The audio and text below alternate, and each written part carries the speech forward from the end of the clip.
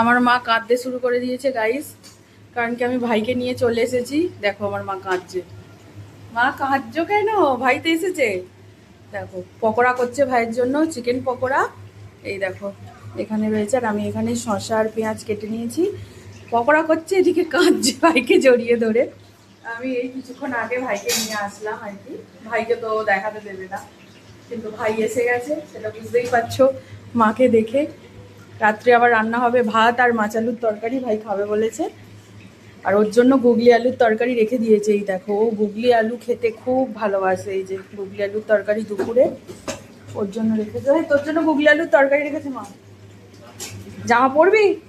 আর ওই কাঠের আলমারিটা খোল, ওর ভেতরে আছে, দাঁড়া আমি দিচ্ছি। এই দেখো আমার ভাই এসে গেছে। এই যে আমার ভাই, আমি তো তোর কিছুই দেখাচ্ছি না, আমি শুধু তোর পিঠ দেখাচ্ছি। এই তো শুধু পিঠটা দেখাচ্ছি। আমার ভাই এসে গেছে। এই রে, এখনো কাঁদছে নাকি? এই মরেছে, এত কাঁদলে কি করে হবে।